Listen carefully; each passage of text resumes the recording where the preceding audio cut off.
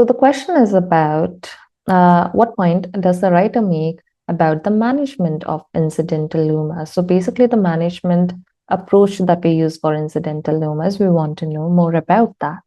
Well, they talk about the guidelines for managing incidental lumas in the very first paragraph, in the very first sentence only. And they mention that usually they are not existent for many organs, but we have these, and these are usually directed at radiologists, and these depend on the multiple variety of things.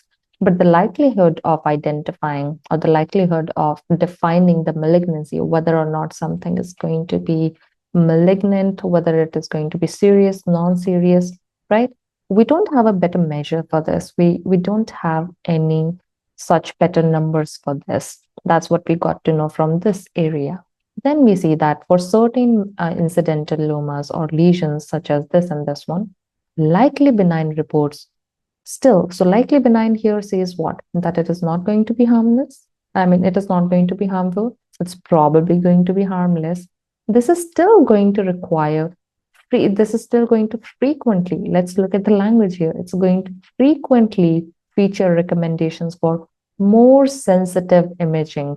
Look at this, more sensitive imaging for greater granular characterization. Serial scans. What kind of scans? Serial scans. That means one by one, the scans which need to happen to assess this, and even whole body imaging. What kind of imaging? More sensitive imaging, whole body imaging, serial scans. So that means for discussing something which is probably going to be likely benign, we are still ordering a lot of investigations here, or very detailed investigations we are focusing on to exclude the chances of metastasis. So we are doing quite a lot here.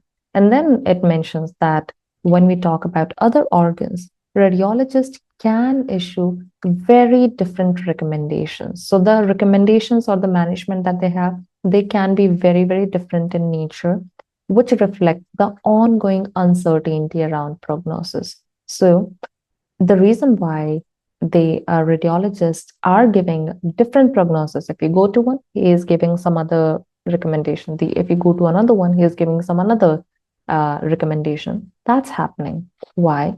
Because there is ongoing, that means it has been happening for some time now, there is ongoing uncertainty, unsurety around the prognosis, how severe it is going to be, how not so severe it's going to be, how likely benign or highly suspicious, or, basically the pathway for it. So that's again a problem. But when we talk about highly suspicious lesions, right? Highly suspicious lesions, which clearly have elevated biomarkers, really heavily elevated biomarkers, they clearly warrant investigation. They clearly require intervention, which makes sense. So here, early on, they are saying that even for something which is going to be likely benign, we are ordering investigations which are far more serious investigations. But here, for highly suspicious ones, clearly that means this is the obvious approach. Clearly, we are going for intervention. But here's the problem. But these are the rare exceptions rather than the rule. So what do I get to know about this as a whole, about the management of incidental loma?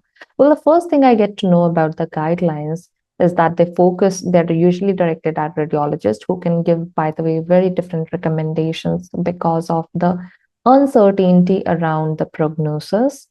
And that usually for something even less serious, we are focusing more on very heavy imaging, but it is completely justified for highly suspicious lesions. But in other cases, it's not so justified. So the management does not seem to be very good because we are having issues with all of these things. Now let's look at answer options. It should be made standard. The management of incidental lomas should be made standard across different regions. See, first of all, they have not talked about different regions, which is why I know I cannot select answer option A. Well, some student could possibly think that, ma'am, it should be made standard because it is not the same, because radiologists are giving different recommendations. So I think it should be answer option A. I understand you. However, that is an inference that you are making And we should go with an inference answer option only when you're not able to find an answer option from within the paragraph. Okay. So, and here, regardless whether I find another answer option or not, I should still mark answer option A to be incorrect. Why? Because answer option A mentions different regions, which is not mentioned in the paragraph in any way. Neither has it been implied in any way because they haven't discussed different regions in any way. So, yeah, answer option A would definitely be incorrect. Then, management for incidental lomas is not non-existent. So some students would choose answer option B to be correct who cannot understand or who do not understand the rule of commas. Whenever you start a comma in the middle of a sentence and you then close it, then that information, for example, the one that I've highlighted here, this information becomes non-restrictive information, or in other words, you can take out this part of information from the sentence, throw it away, and still read your sentence, which should make absolutely perfect sense to you. So guidelines for managing incidental lomas are usually directed at blah, blah, blah. But they are not saying that the guidelines for managing incidental lomas are non-existent. It would imply that there are no guidelines for managing incidental lomas, but we have guidelines. Yes, they are absent for many organs, but we do have some guidelines. They're not non-existent, not all of them. So answer option B is also going to be incorrect. Then we have answer option C, which says that the management of incidental lomas is generally subjective. Subjective means that it changes depending on the context, the situation, or any other different factors. It is not, in other words, standard. It is not the same because the radiologist can give you very different recommendations because of the ongoing uncertainty around prognosis. So yeah, it does make sense for me because they're giving very different, I mean, recommendation. When you have something likely benign, it shouldn't require as much investigation or intervention, but it is still requiring as much intervention. So it clearly highlights that as an issue. Then let's see answer option D. It is required for suspicious lesions.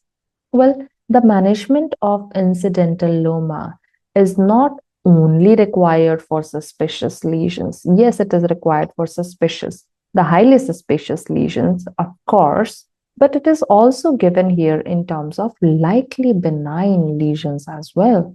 So saying that it doesn't really make any point here. Well, the entire point, I would definitely go with then answer option C, that it is generally subjective. It is required, it's a fact that it is required for suspicious lesions, but that's not the point that this person is trying to make in the entire paragraph. So I would not be choosing answer option D also. So our answer option B is going to be the right answer. Oops, answer option C is going to be the right answer.